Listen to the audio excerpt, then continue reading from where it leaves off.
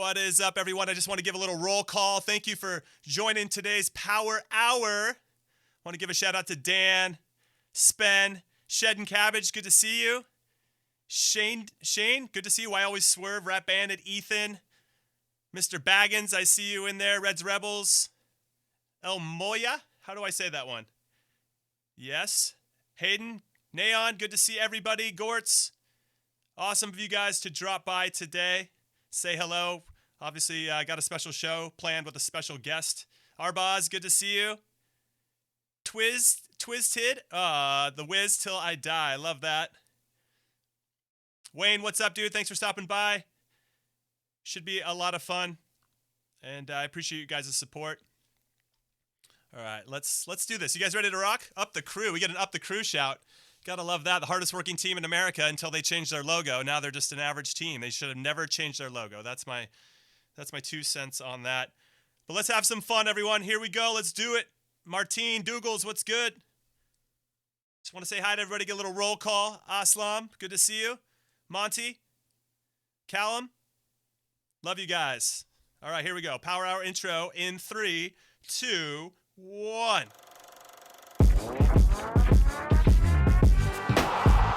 It's time for the Power Hour with Jimmy Conrad.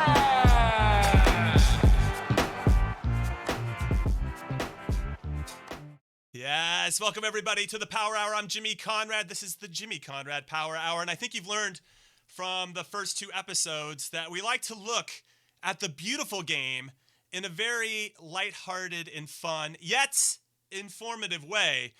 But sometimes real life takes over. Sometimes real life just says, hey, by the way, you got to pay attention to us as well. And even though I feel like I use or make content to escape from real life, and I'm sure you guys consume it in the same way, sometimes it's too big and too important to ignore. So I'm very happy to have a very good friend of mine, somebody that I love, one of the most outspoken people in the beautiful game, Kei Kamara. He's going to be joining us. He just to give him background before he jumps on, he came over to the States from Sierra Leone. He's a Sierra Leone international, so he's scored goals at the highest levels. He's one of the top 5 goal scorers in MLS history. What an absolute beast. We were teammates. I think that's his biggest achievement. It was playing with me during his career, but I'm very excited to get his insight on a lot of different things, especially the big stuff that is hitting us these days. So join me in welcoming Kei Kamara. Kai, what's up, dude? Thanks for taking the time. What's up, brother? What's up, man? Hey, it's top 3. It's not top 5 anymore, okay? It's top 3? Okay, sorry. Let me write that top 3. I'm sorry, that was an insult. No. Thank you, man. Thanks, really. Yeah, I called you brother because he's always been my brother since the KC Wiz days, baby. Well, I mean, even when we played against each other, Houston Dynamo, I felt like there's a connection. There was a mutual respect for what we both brought to the table, you know? So, Jimmy, I tell people this story all the time. I said the one time Kansas City played Houston Dynamo, and it was, I don't know who was thinking of those schedules back in the days, but 2:00 game in the afternoon, and I'm running around, I'm running you so much, and you smack me in the back of the head and say, "Stop running so much." Well, it's because you're fitter than I was. I think that's the real thing. I know. Here. It was hot. It was a summer game at 2:00. I mean, you say you don't know who sets the schedule, but let's be honest. We know that the Houston Dynamo set that schedule. It gives you such a big advantage. You guys train in that climate every day, and then you can go on the field and make it work. That was advantage. But back in the days, it was for you to be on TV, for us to be on Telemundo, I think it was, or Univision. We had to play those afternoon games, you know? It's for the ratings, right? The killer ratings that MLS used to get back in the day. All right. So I guess first and foremost, because it just happened, maybe touch upon the MLS lockout and the fact that you guys are coming back. You've agreed with MLS. A new CBA has been ratified, and you're going to be playing in Orlando. Just to get into the soccer stuff, just a smidge before I think we get into the real talk, because I'm very curious as to what this means for your career in particular, because you're not getting any younger, my friend. Yeah, no. Obviously, yes. Actually, my contract is actually done at the end of the year with Colorado Rapids. So it's been a difficult year, to be honest, not knowing what's going to happen next year for a player like myself. And then we came into a position where we were facing a lockout with the league and with all the things that's going because we haven't been playing. So, myself personally was just sitting and thinking, hey, could this be the last year of soccer, in general for me? But I really think the oneness and collectiveness of the players during this difficult times right now, what's been going on, and how we basically locked elbows together and knowing what's right, what's supposed to be for us, and how we want to get back with the MLS and let them know that listen, we need to be taken care of in the right way. It's not like a pandemic where we are actually making this pandemic happen. So the lockout, definitely they looked at it and it wasn't an option because it wouldn't be an option for players. And I'm happy that we finally came to an agreement. And because at the end of the day, we just want to play soccer. Everybody wants to play. We want to play in front of our fans and family. Unfortunately, we won't be able to do that. But at the same time, going to Orlando and be able to play soccer again, it's gonna be good. It's not. It's gonna be the longest preseason, trips that you ever take. But I think it's gonna be good because everybody wants to get back to playing. So that's the one thing that I do want to bring up with regard to this, because I feel like that gets used against you. Like the owners and the league know that you want to get back to playing, that you don't want to worry about the stuff off the field. What you do and what you're great at is how you perform on the field. And because I was part of the executive committee for the first CBA in the history of the league, I remember that being I didn't something know like, that. Wow. don't you guys want to get back on the field? You want to get back and play? I just felt like that was a card they played a lot. And it's very easy to sway some guys who just are tired of the stress. And I think a lot of that is due in part because the game is our outlet. That's how we express ourselves. That's how we relieve our stress. And when we don't have that outlet, I think a lot of guys get really tense. And the easiest way to solve the problem, as opposed to maybe sticking your ground, or standing your ground, is to not go and play. But that's the hardest thing. And so I wonder if you guys ran into that a little bit, because it's not easy to get everybody on the same page, especially as more players join the league from all around the world. Yeah, no, it would have been nice actually. Now that you mentioned that, it seriously would be nice to have, people like yourself that's been part of CBAs over and over, and knowing that experience to sometimes jump in, and give a presentation to some of us players to really know how, we should not be scared, how firm we should really stick together when it comes down to making decisions. Because like you said, I mean, the same thing that you mentioned is basically the same thing that we'll get back to because they know we want to play. We know we want to play because even if we don't play this year, it affects a lot of players. Like I say, myself included, knowing I'm in the end of not just contract year, but maybe soccer in general. But at the same time, so when we came into that position, we do have some really good people that represents us really well. And these are not just the MLS PU player union, but players, players that really care, players that's making, what we call designated player salaries, but that are willing to stick their neck on the line for most of us as the, most of the league in general to stand up together. Because when you believe some of the players that's up there, are taking a stand in behalf of the rest of the player pool, it really does help when you stick together. Okay, so a follow-up to that now is more about the performance. And I appreciate you trying to bring me into these meetings. I'm more than happy to get up there. It And, should, no, because we would love to hear the experience of stuff that's happened before, because then players would know. It's just like this, say everybody that gets a job, did you speak to your successors, like people before you, and see what did they do differently, what they did, because you would have, now that you mentioned that, because it's the same stories, you would have basically given us, some ropes and say, hey guys, not that, most players are not happy about how everything ended. I'm sure they are, but there's always going to be two different sides of it. Some people are going to be happy, some people are not happy. But at the same time, it would have been nice to hear from some of the ex-players too. Yeah. what's funny that you say that, it reminds me of a memory that I had when we were in the same locker room in Kansas City. And at this point, I had been stripped of my captain's armband by Peter Vermes, who's still the coach, and he gave it to Davey Arnaud.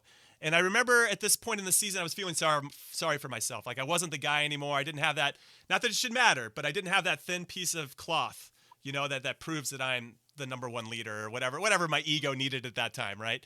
And Right. we had this big meeting, and at this point, because I had been captain for 4 years, that responsibility shifted to Davey, who I think felt uncomfortable because I'm still in the locker room as well. And he kind of gets the meeting started and gets going, and I don't say a word. And I just sit there, and we're having a pretty heavy discussion. It might have even been labor related. And you step up and you're like, I want to hear what Jimmy has to say.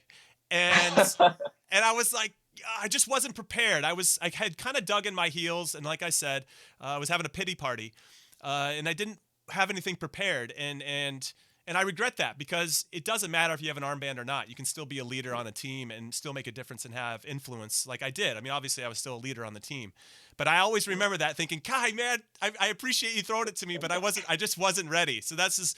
No, That's right. just like yeah. So I appreciate you thinking about me again in that way, because I do have a lot of experience and a No, lot to it's share. good. It's good, Jimmy. I mean, seriously, I've followed you, since, yeah, you hung up the boots. I still follow what you're doing, because it's so amazing. You still keep that bubble, of happiness around you and light up the day. You traveling around the world and just, with different soccer and making Coach Jimmy so, sticking in your mind and all these things. Like, it's amazing. And that's what some of us younger, which I'm not that young anymore, but we need people like yourself, so we can follow like footsteps and stuff, so we can know where we're going. Because when I came into that locker room, obviously, for sure, you were one of the top guys that's played for the US and done so much. So and I played again, so I always respected you. And even to now, some of the things I learned from you guys is what I'm able to pass along. As this negotiation is going on, a couple players have called me personally and say, Kai, you've been around, you this, what's your advice, so it can help them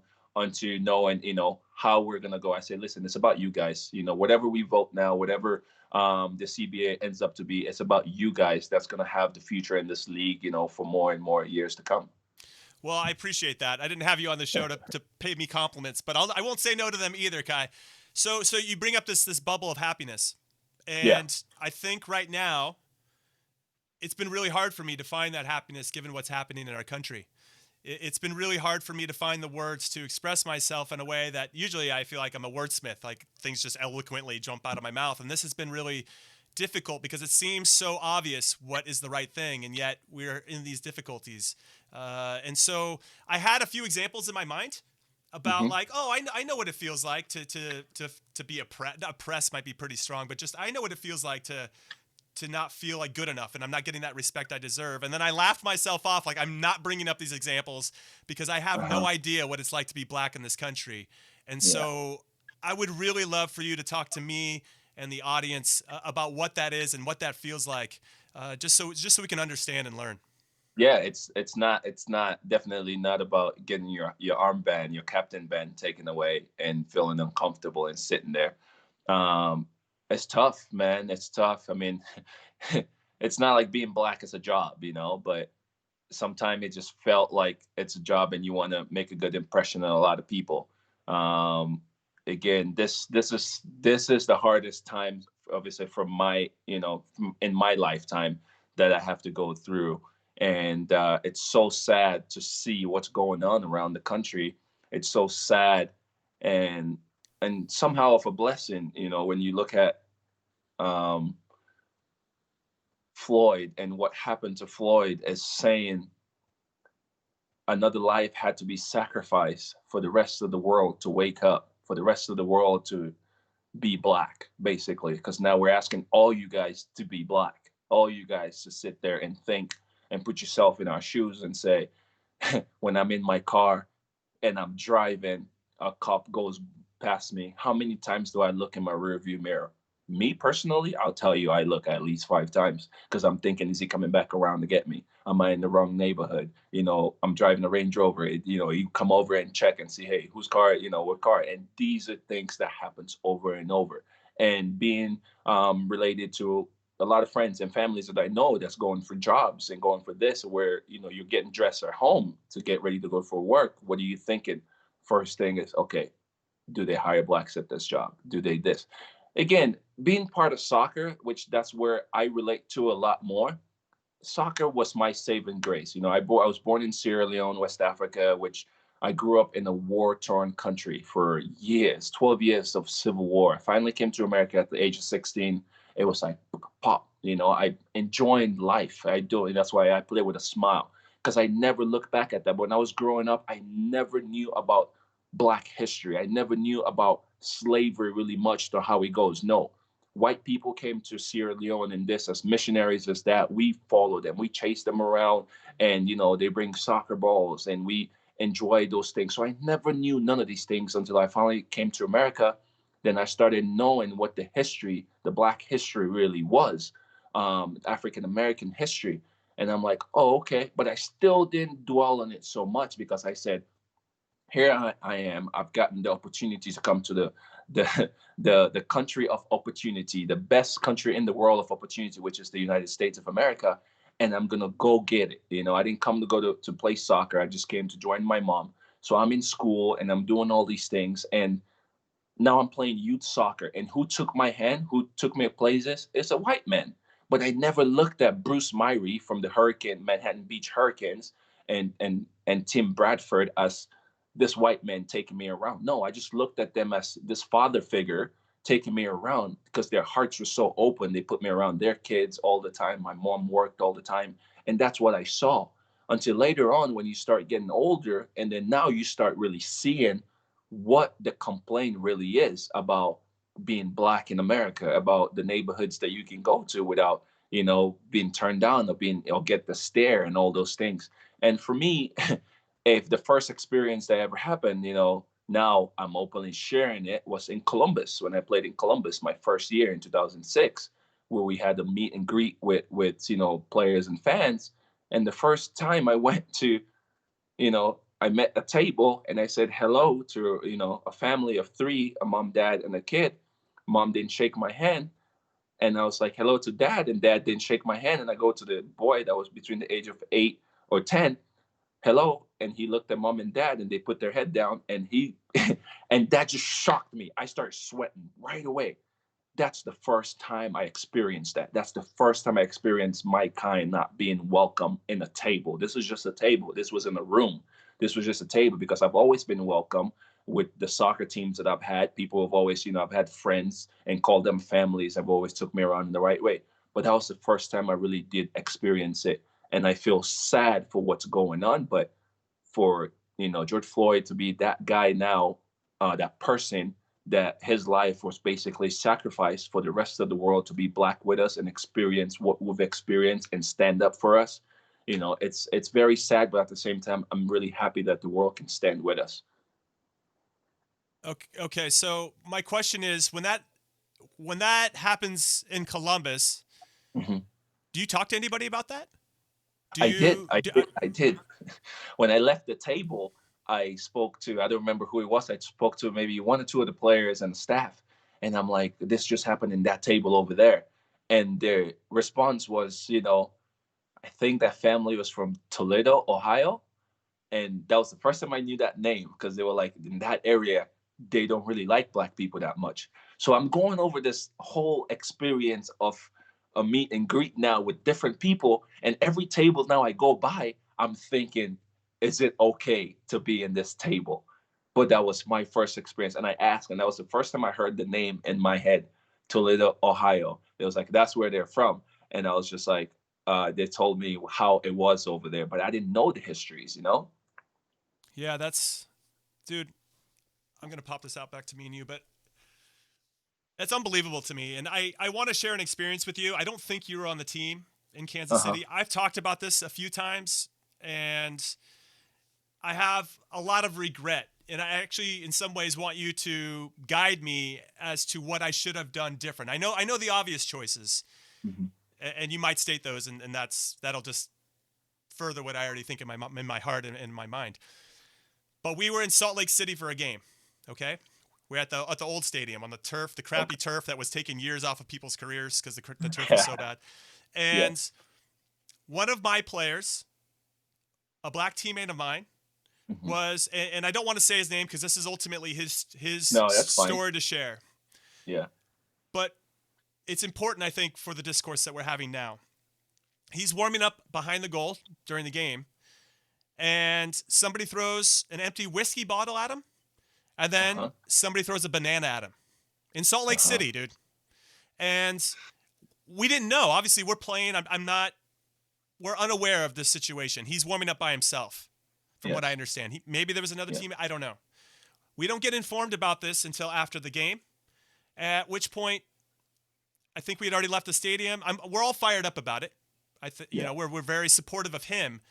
Yeah. But even then, it just kind of died there. I think we talked to our team, and they maybe told our PR guy, and our PR guy told their guy, and what's going to happen? Nothing's going to happen, right? Yes. So definitely, Yes. they don't want any limelight or spotlight on them that they have racist fans.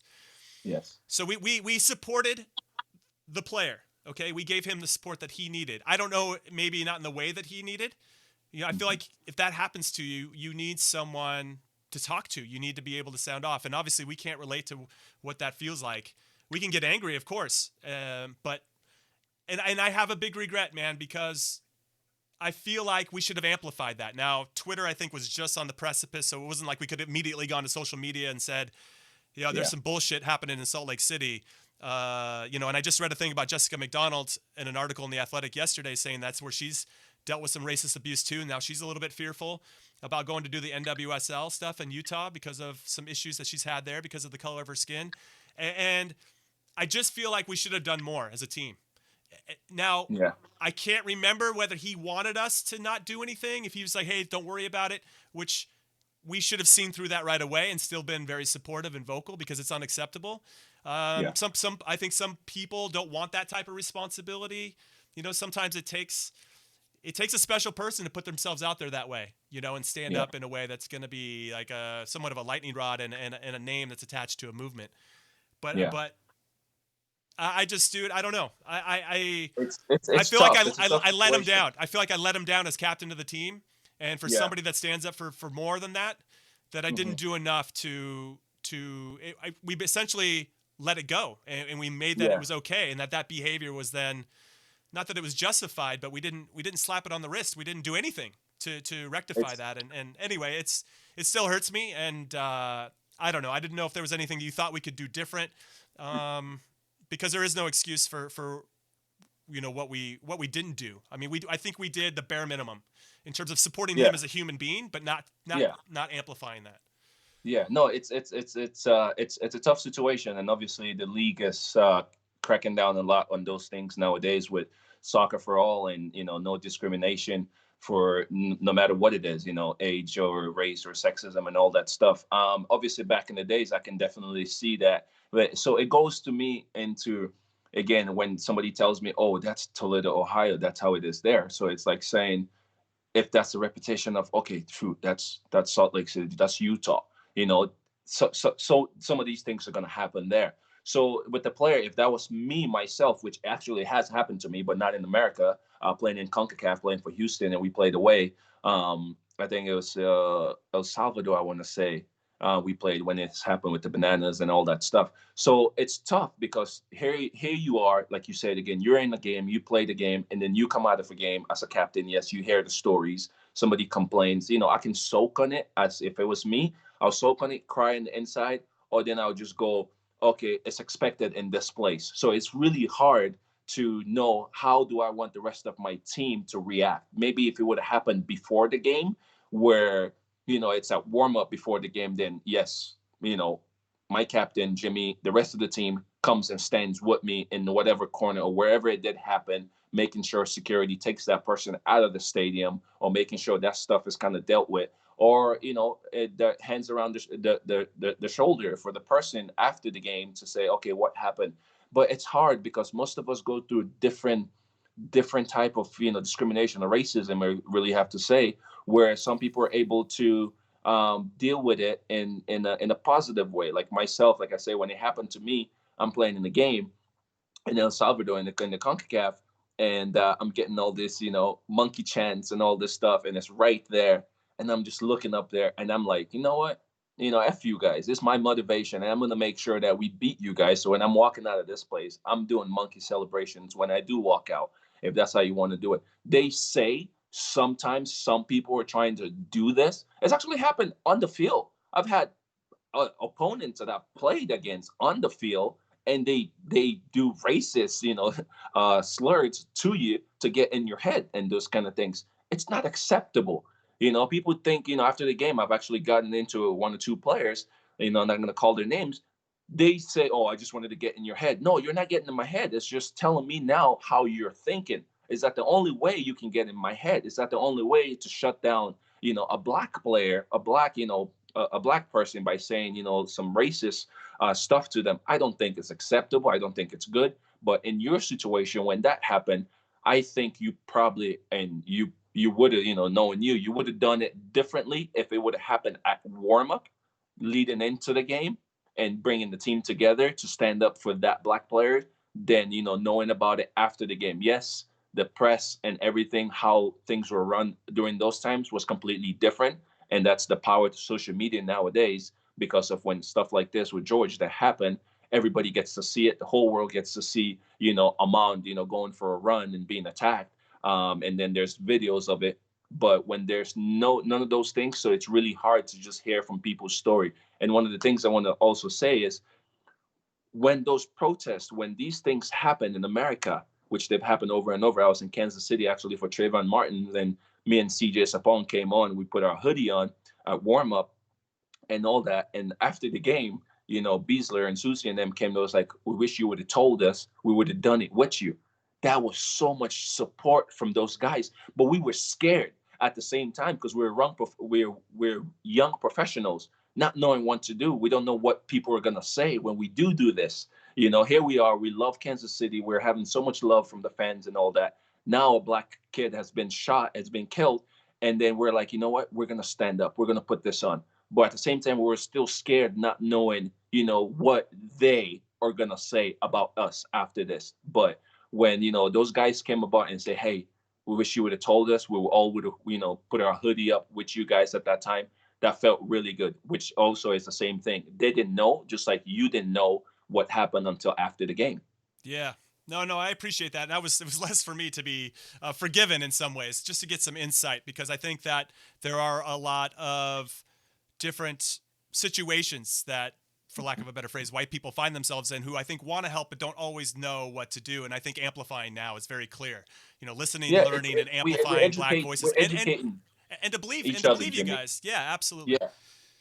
Yeah. We're educating each other. Sorry, don't mean to cut you. I think we're educating each other. There's always been this a bit of nervousness and scared from maybe yourself, a younger you, wanting to know, maybe not you, Jimmy, because you've always been open, but like more some white players that I've been with, or white people I've been with, that's more timid and more nervous to ask you question about how black people are doing something, or why black people did this, because they feel like if they ask that question, it was kind of racist for them to do it.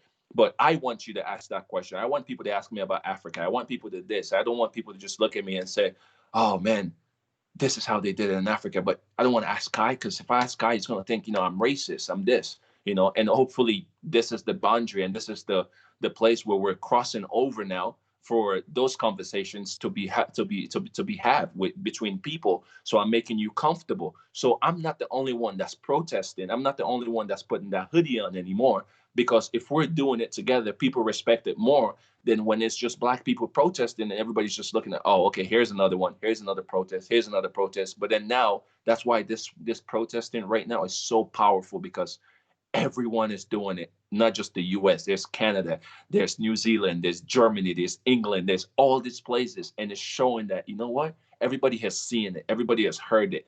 We need equal chance and equal opportunity. If we can stand up for for um, equal sex around the world, then we should stand up again for equal race. And it's not just black people, there's brown people, there's yellow people. All these people have been discriminated for so long. And now it's time that we change it.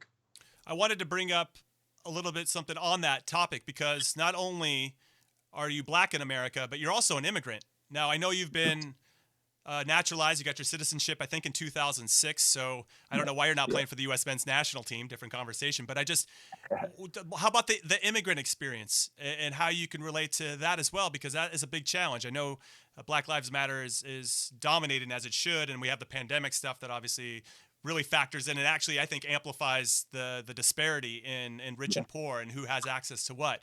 So it's all being highlighted. And as you said before, as much as this is sad on so many different levels, I really hope that this is a reckoning for the country, and looking in the mirror that this has to change. This absolutely has to change on so many different levels. So I just kind of wanted to get your immigrant experience as well. You talked about it pretty favorably with some role models in your life that treated you equal.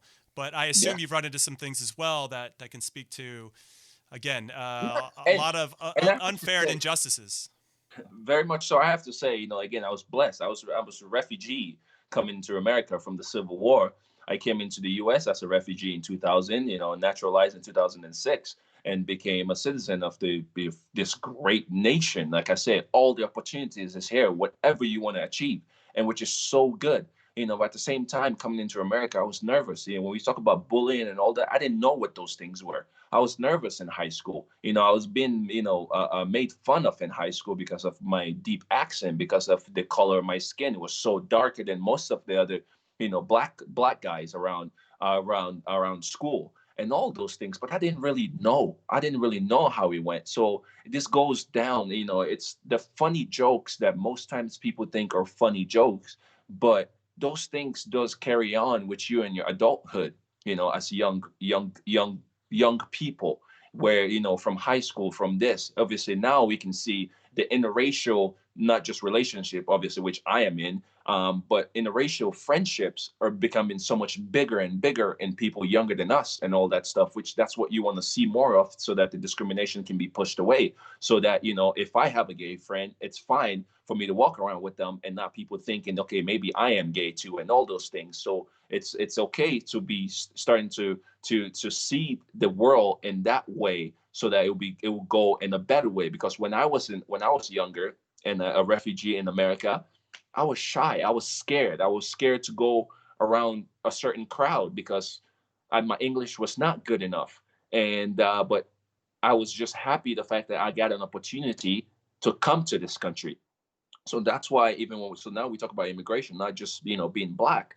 That's why when I look at stuff that happens around other parts of the world, whether it's war and all this, and people are seeking for asylum, people are seeking to come for safety in a place like this, the biggest country, the biggest, strongest nation in the world. I'm like hoping these young kids, these younger people are able to have that opportunity that I had, to come to a place like this and to be saved, because basically that's what I was. I was saved. And as you mentioned, my role models, my mom is my biggest role model, because she just worked. She worked countlessly, which that's what most people see. It's a mom, no dad, worked countlessly to make sure we provided for myself and my family in Africa. But then I had a saving grace from Bruce Myrie and Tim Bradford, who are in Manhattan Beach, but they're driving their cars to come pick me up all the time. I'm going to training, and we're going to soccer games and going to this. And I never looked at it as, you know, this white man. No, I just looked at it as my coach and a dad figure that was always there for me. And they barely met my mom. They was just there to pick me up all the time and showed me that there is an opportunity to you can get in this country. You just need the right people around you to drive you to get that. No, that's amazing, and a hat tip to those guys for being so open and loving to you. And in many ways, I feel like you've repaid their faith. At least we can see it tangibly with what you've achieved on the soccer field. Because And it's without all for their, them. It's all for them. I enjoy playing soccer, but every achievement I get is for the people that wanted me to play soccer. yeah, that's amazing. You have an incredible story, Kai. I guess one more question with regard to this, and I do have a ton, but I think there's room to have some balance in your life, and I want to have some fun with you as well, because you've scored some incredible goals and also missed some incredible goals. Oh, come on! Why? I think you know what we're going to get into, but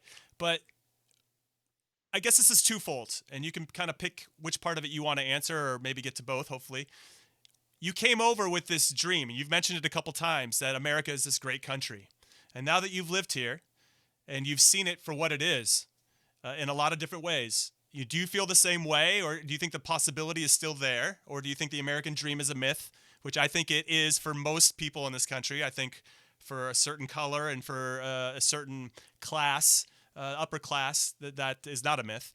And secondly, where do you think this can go? Because I fear, even though this has got massive, massive support around the world, and especially in this country, things do die out. Other things do pop up. The pandemic obviously still looming, and at some point there could be a big second wave, and all these other different things that seem to then clutter. We want to know about the Kardashians and whatever other BS that doesn't matter. And so I kind of wanted to know from you, how would you keep this going, from my perspective and from yours? Like, what can we do to continue to support? Is it, I know the obvious answer, but I just feel like hearing it from you, it matters more because you're black in this country.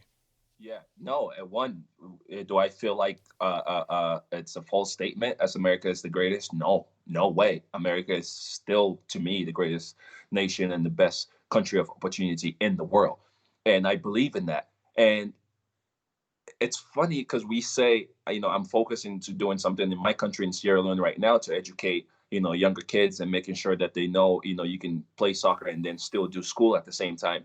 But that education is what it is.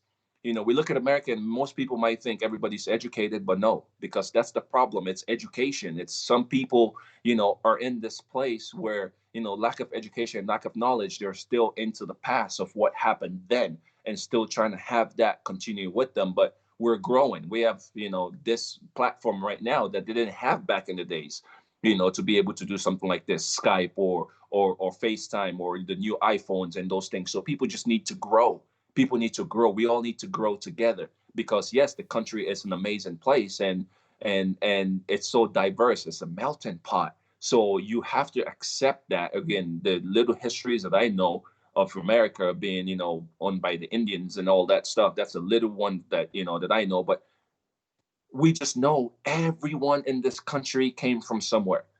So the only way that this country can move forward is we have to accept each other. It's easily say, yes, it's cliche, one love, everybody hold hands and do it. But I believe still 100% that this nation is such a great nation and whatever change we could make will affect the rest of the world.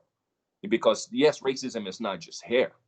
It's no way racism is just well. We play soccer, we see it in Italy, we see it, France, we see it in all these places, and people getting bananas thrown at them. It's everywhere. But if the U.S. takes that one big step towards, making that change, the people that runs the U.S. making that change, it's gonna just affect the rest of the world. That people are gonna follow that. And how is the trend going to keep going? Well, one, the most important thing that everybody's been talking about, which is obviously true, is George, Floyd and the people that was the officers that was involved.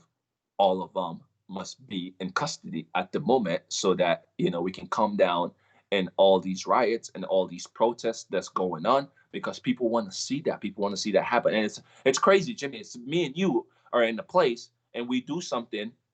There's no way I'm just gonna be the one that gets arrested, But is this gonna keep going? Yes, we talk about the next wave of coronavirus coming back that might take the attention from this.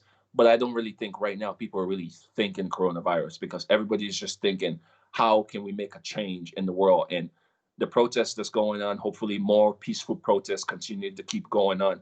But as it's happening, there's no way it's going to change right away, just tomorrow, and the next day after the coronavirus hits really bad again.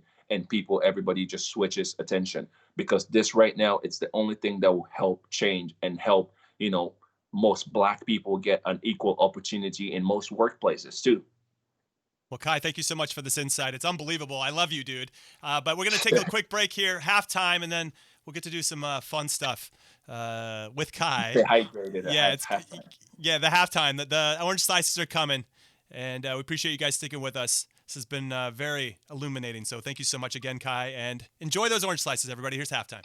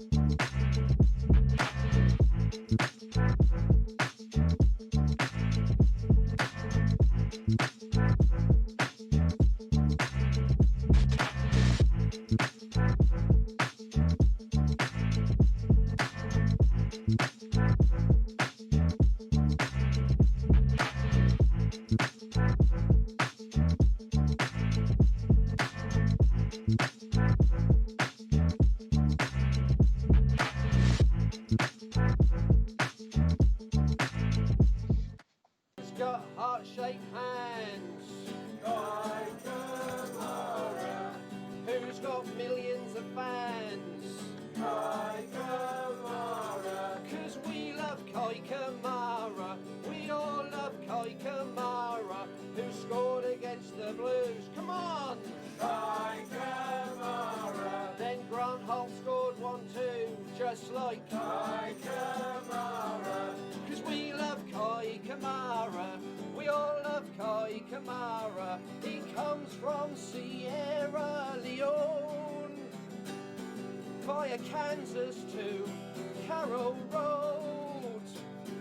He's got magic tricks up his sleeve, and I don't want him ever to leave. Who's got heart-shaped hands? Kei Kamara. Who's got millions of fans? Kei Kamara. 'Cause we love Kei Kamara. We all love Kei Kamara. We all love Kei Kamara.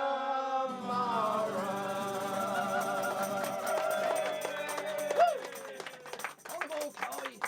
Didn't it?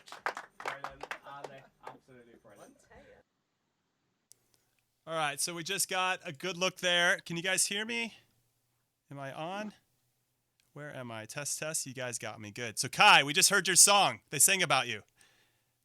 I love Kei Kamara. So tell us a little bit about your time at Norwich and the fact that people would. You're good. Yeah, we got you. The fact that people would write a song about you must be Why pretty would thrilling. you write a song about me, man? That's fair. Fair point. I've never met Andrew Palmer, man. I wish I did. The first time I heard that song, seriously, I was like butterflies. My smile got so big. It's a Hey, mute dream, desktop Jimmy. audio. Like, dude, I mean, again, moving to America as a young boy and being in college and watching the EPL every weekend, trying to wake up early, to watch games. And then, because I grew up obviously in LA, so the time difference is even worse. So you have to wake up super early. I'm a Chelsea fan and I'm watching Drogba and all this thing. And then the next minute, playing professional and my agent calling like, hey, Norwich wants you on loan. And I had hernia. I was like, oh, yeah, I'm healthy. Yes, I'm going. And then I went there and I seriously was just in that locker room every day, where they call it dressing room. You can't call it locker room over there.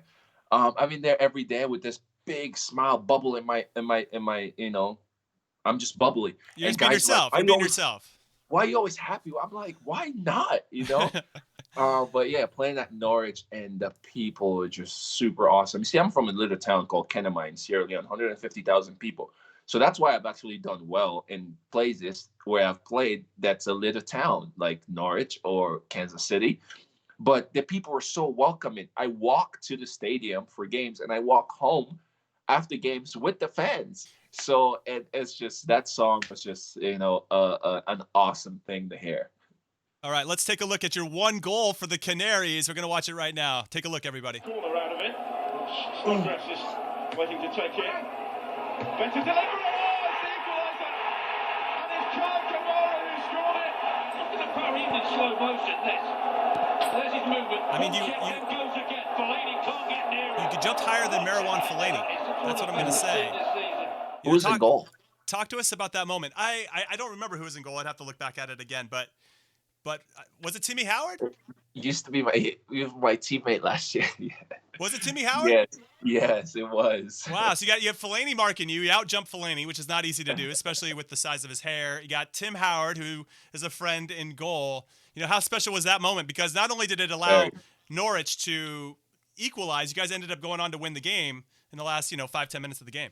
Yes, and it was the first time that because I was there, Norwich had beaten Everton, and I think it was maybe 30 years.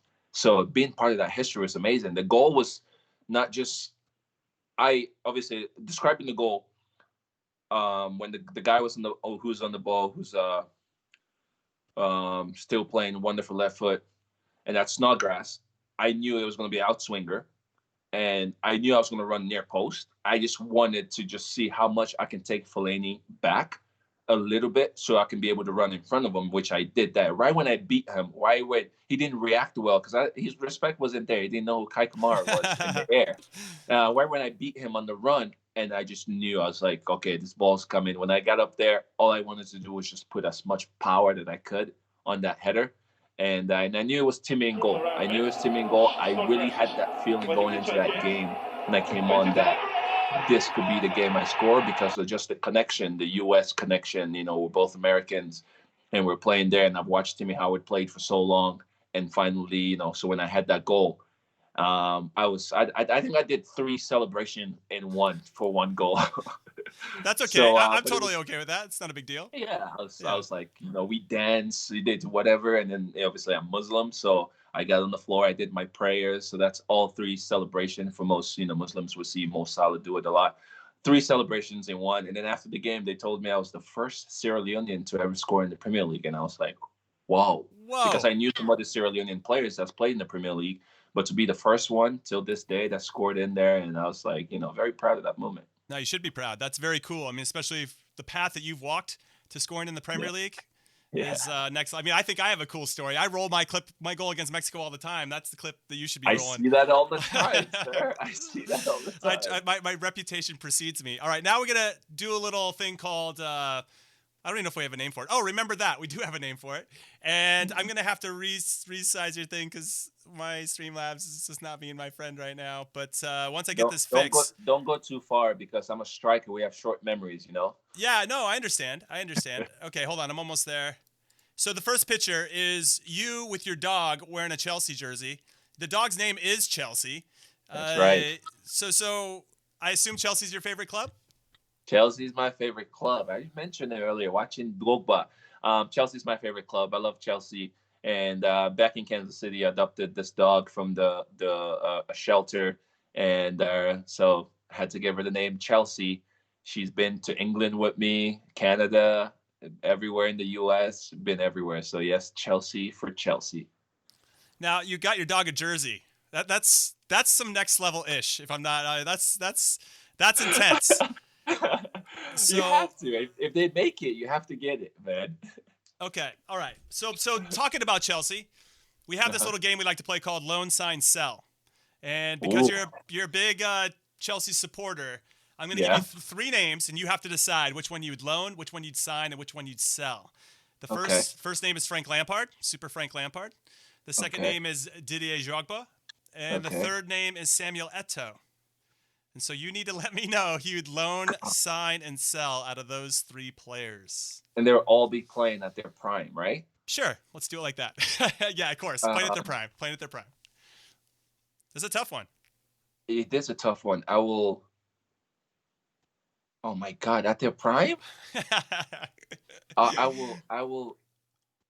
Yes, definitely. We're not in any rush. Take your time. Didier Drogba, sign. Okay. I will. Damn, you see, I'm so selfish right now. I want to keep it African strikers, but I will loan Samuel Eto'o. Okay. And you're gonna sell a club legend in Frank Lampard? No. Sorry. I'm gonna sell Samuel Eto'o. Okay, I got it. Okay. And I'm gonna keep. I'm gonna keep. Frank Lampard, because again, that's the only club that this guy for. Drogba is gonna produce for me for sure. So, but Samuel, loaning Frank, definitely I know he's coming back, and he's just a club legend. Yeah, there's one comment. Dan Sand says he signed Drogba, loan Lampard, and sell Eto'o, just like you. So you guys... Yes. The people agree with you, Mr. Kei Kamara. All right, let's get to the next photo. The first one is... of the people. You are a man of the people. There's no question there. Okay, that was the first one. Let's talk a little bit about this player in particular. I'm showing a photo of Alphonso Davies, who you spent some time with in Vancouver. Who's that? Yeah, he's a pretty big deal. He's a TikTok legend, isn't he? Well, amongst many things, he's being anointed as one of the best left backs in the world already at age 19. You played with him at what age? How old was he when you guys were playing together? He was 17. Okay, and you could see 18, that he had the sauce, that he had the juice then. I think the whole, Major League Soccer in North America had seen a glimpse from Alfonso Davis before even I went there to play with him in Vancouver. But actually, I did say that when he did leave, they did a little interview, and I said, "Mark this down. This kid could be the best left back in the world." But you can see the glimpse of him. You can see, and he's a kid, literally a kid, and he's willing to learn. So that's how you know. And Germany, I will say again, is probably definitely one of the best leagues for younger players to actually mature as good footballers. So So, he's in a good place. so would you lose your mind if he ended up signing for Chelsea? Just like your brain would melt. No, Because we could no, argue you need a left back. not at the I moment. no disrespect Not at to that's what Marcus I'm saying. Alonso and whatever, but No, that's what I'm saying. Not at the moment. Not at the moment. I need him to stay where he's at. He's playing for top team, and he's learning so much more. I think, you know, no, just stay where you're at, okay, Fonzie. that's fair. I respect it. All right, now this is a photo that might surprise you. It's actually a I don't know if people can see it. I'm trying to shape it up here. You roasted me. I retired in 2011, and you went to Twitter and joined the hashtag Jimmy Conrad roasts. And the one that drives me absolutely like, oh, that Kei Kamara is the one at the bottom that says, Jimmy is so old. When I got traded to the Wizards, I went to him and said, hi, coach. So, Hi, coach. all right. So it's Hey, funny. now So we're calling you Coach Jimmy. So you see, that's fair. You were ahead of it. You were ahead of the curve. But I'm gonna say that I was 34 when I retired, and you're 35 now. So I'm gonna give you a little roast of my own. Oh no, And don't please. well, one of I the still questions. have hair. I still have hair, Oh, bro. come on! I still have hair too, barely. It's like I got a 2-car garage starting to form here. But one of the things that, or one of the questions that I had, but I was like, I don't know. I was gonna say this. I wanted to know, because you're towards the end of your career, if you're trying to trade jerseys with different players around the league so that you could get a jersey from each team to kind of commemorate every city you've been and stadium and blah, blah, blah. But then I realized you've played for every team in the league, because I feel like you've played for 85 teams. You've been traded so much. I knew that was coming, man. Oh man. Oh man, I had mean, to roast you. You've been on so many teams. It's been pretty I incredible. love this one. People say, the Cincinnati fans are actually say I'm one of the best players they've ever had because I got traded there for like 5 seconds and then the trade back out. So just trying to make more numbers. Nah, man, it's a blessing, don't you think, to play for that many teams? Yeah, I love your outlook on things. All right. Now, I had to roast you, though, especially before you retired. But I'll come with something better, I think, once you actually do it. Next one is 5 years from now. Okay, So. I respect that. You're going to keep going. This one is you sporting Kansas City with your heart-shaped hands. Now, first, before we get into what you're doing with that now, which is great, your foundation, where did this come about? Why did you start this celebration in particular? Oh my God. It's from the heart, from love. That's really what it was. First place, I'm gonna say that. I wanted to throw a heart back home, to the family back home and the missus back home. And we played in Vancouver, it was. And I said, this was Vancouver's first year. Was it 2011? Yeah. So Gareth Bale, I did this way before Gareth Bale. So yeah, I threw the heart back, and then guess who? Rob Heineman starts calling me heart-shaped hands because I kept doing the heart-shaped hand celebration, and I was like, wow, why not? This is me now. I got to keep going, heart-shaped hands. And the next year in 2012, I launched my Heart-Shaped Hands Foundation. Yeah. Okay, so I love that. I love, you are who you are on the field, and I feel like you express yourself as true to yourself as possible, but you're also doing things to help. And you mentioned it a little bit before in the first half of the show about education in Sierra Leone. Talk to us about Heart-Shaped Hands and where we can find it, and I'll make sure I spread all the links to everybody because it's really important. Definitely. Heartshapedhands.com. Heartshaped Hands, against my 501c3 charity that I started here in 2012 and been giving out scholarships to kids in Sierra Leone. And thankful now most of the kids are getting free education through the government, which is good. But now I'm trying to really educate the kids because in Sierra Leone you have soccer players, or you have school, there's no both, as we have student athletes, which that's what most of us were. So it's really trying to educate the kids there and telling them that you could do both. You can go to school and play soccer at the same time becoming student athletes. So it's very young, very, very young with the new strides that we're trying to make. But having people like yourself to give us your testimonial, as we'll put in the program and let people know that somebody like you played World Cup and all these places did it, and and you believe in education, that will help you move forward. It's good. So yeah. So Gareth Bale, he does the heart-shaped hands a lot. Is he like an ambassador for the foundation, or what's his story? You guys still working on that? Gareth Bale, if you're watching Coach Jimmy, make sure you call her. He does this a little weird, but the heart-shaped hands is normal, and I think I'm gonna own up to it until they show me players that was doing it way before my time. But I was definitely have to be one of the top 2 players that ever started doing that after goal celebrations.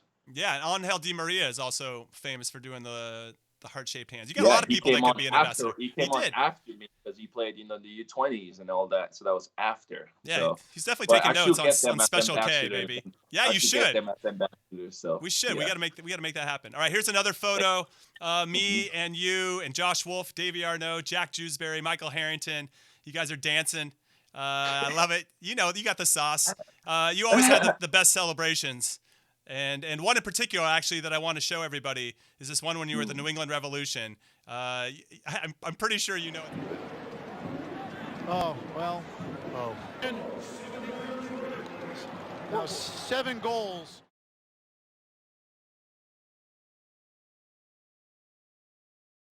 Okay. So we just saw your twerk. And what I think is really interesting about your twerk in particular. Can you twerk, Jimmy? I no. I think my wife wishes I could twerk, right? Because I feel like that would probably is that too much information? I hope your kids don't watch you twerk. I hope your kids don't watch you. No. Yeah, so I don't think I can twerk. No, for a lot of reasons. I can't dance in particular. My coordination's off. And it kind of bumps me out because you think as a professional athlete, you should be able to do a lot of different things when it comes to like the physical space, and dancing just doesn't hit, right? I can't find a beat. My dad's music. I always say, people that you think you can't dance, just do your warm up. The warm up we do, just do it with a little sauce. That's like dancing. That's true. That's fair. So what's interesting about your twerk though, is that you got a yellow card on the play and you were pissed. You were pissed. Do you feel like you maybe went one twerk too many, or what do you think pushed them over the line? Pop. I definitely did one pop too many. I think I think it was Bobby's fault. It was Bobby Shuttleworth being on the board, banging on the board, giving me a little motivation. It's like, come on, Kai. I was because I'm a celebration guy, and scoring goals is not easy, and I always want to make sure when I score I do have something under my sleeves. So I was a little bit pissed. So I spoke to the ref after the game. I said, "Why did you give me a card?" And he told me, "Oh, the linesman told me to give you a card." So it didn't come from him. He said the linesman. He's like, "Go ask him." That guy's he's passing the buck is what he's doing. Yeah, he laughed with me. And I was just like, you know what? It is what it is. Yeah, good celebration. And yeah. What I find interesting is that you got a yellow card. Right, so it's obviously being perceived as bad behavior, but then MLS puts it on all their social media, so it gets more views than anything else. I'm like, wait, are you promoting bad behavior? Like, I don't understand. This doesn't compute in my little tiny brain. It just doesn't compute. There's no news is bad news, as they say, right? But actually, one of the best twerkers that ever twerked that never got a yellow card was Steven Lenhart. He was the first twerker in MLS. That's true. Yeah. So thank you, Steve, for the motivation. To do my twerk. So yeah. That's funny. I think you just did one twerk too many then. Now, you mentioned you like scoring goals, but there's also times where you've missed goals. We're going to take a look at one of the most famous misses in my career, at least. I'm not going to say of all time, but in my career, let's take a look at this. But a poor pass, nice job applying pressure defensively. Now Kansas City gets the ball back. So we're actually watching it right now, Kai. It looks like I can't know who's running through the box. Nice ball for Davey Arnaud. He gets his foot into it off the post. It's tapped in by Davey gets the shot, hits the post. Wolfie puts his hand on his head like, oh my God, Kai. I'm like, Wolfie, why would you do that? Yeah, see, I think it really is Wolfie at the end who puts his hands up like he can't believe that you missed. Because look at, how do you miss this? Oh my, I still can't believe when you hit it with your hand. Look at Wolfie's reaction right here. Oh, he's the one who killed you. He absolutely killed you there. Yes, he did. But for younger players, Wow, wow, wow, don't wow, crumble. wow. Don't Hold on, let those things get into you. I think we still went on to win the game, but No, that ended. No, we didn't. no, we We lost. tied. We tied. I'm Yeah. trying to help you out here. You could have we could have had revisionist history here. Because I just watched it with all this downtime we've had. I've been watching a lot of past games, and I just watched that game over again.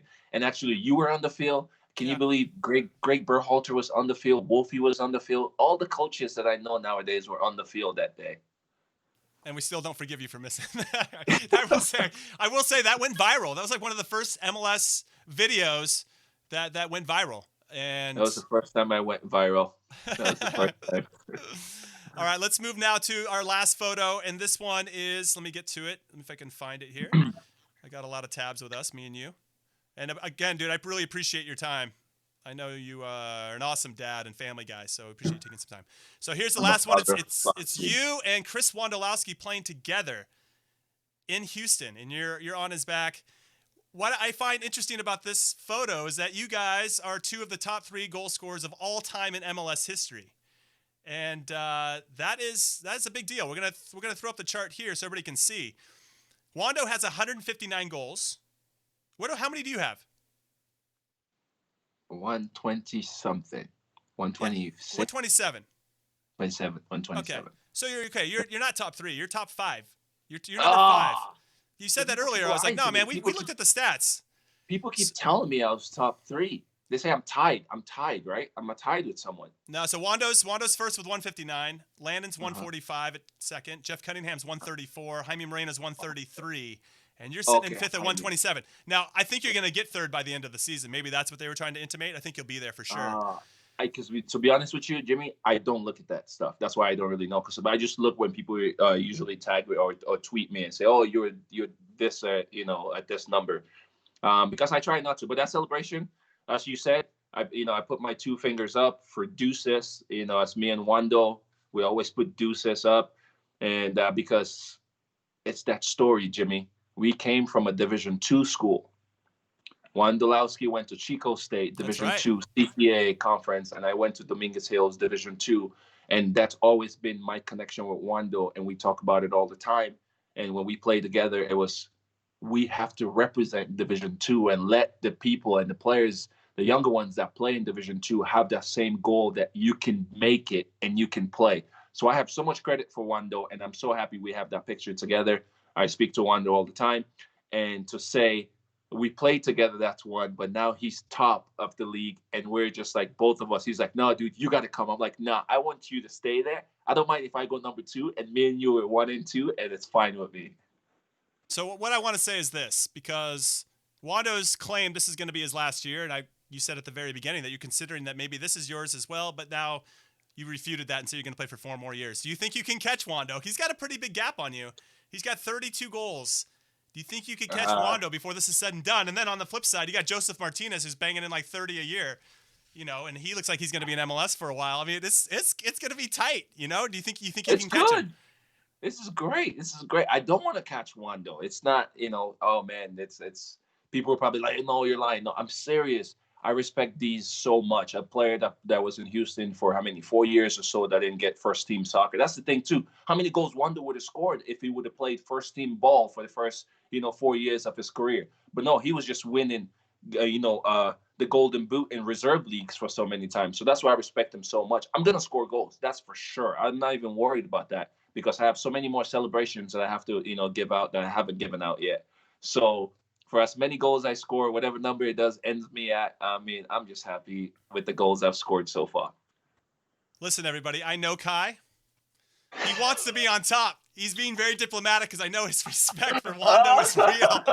But I'm telling you, if he could hang up the boots being number 1 on that list, he wouldn't say no. He'd be like, Wando. That's BS, dude. Jimmy, of course, you're a competitor. You're a competitor. I'm number 1 in your heart. I'm number 1 in your heart, Jimmy. No question. That goes without There saying. you go.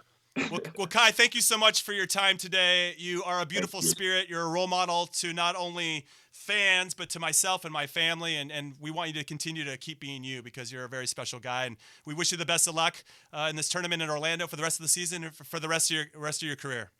Thank you, Jimmy. Really appreciate the platform to be able to speak about obviously the seriousness of the country at the moment. People out there, please continue to support, us. We're all black at the moment. Really, let's all just spread the love and share the love, and continue to pray for the families of the ones that's been affected, and hopefully our kids will grow up, in a more, friendlier place where I call Jimmy my brother and he calls me brother and he knows my struggle and we don't have, if or what behind us anymore. So again, thank you. God bless. Heart hands, one love, baby. All right. I love you, Kai. We'll talk Thank you, soon. Jimmy. Thank you again for your Thank you. time. Kei Kamara, everyone, an absolute legend. He is so graceful and gracious with his time. And I can't thank him enough for giving us over an hour to provide insight, of course, and then obviously to show his personality on the other side of things where he can laugh and smile. He's got an amazing smile. I appreciate you guys' your support through this. This is a heavier topic, I think, than maybe people come to Twitch for, but it's not something that we're going to run away from. We're going to jump right in and get after it and try to be better versions of ourselves every single day. So I love you guys. Thank you so much for the support. And I will see you on Friday, 11:30 a.m. Pacific, 2:30 p.m. Eastern time. And we'll have another special guest that'll be getting involved with us. And that should be a lot of fun. All right. Have a great rest of the day. See you guys soon. Later. Once I find this right button, I can't find the button. Here it comes. Here it comes. Later.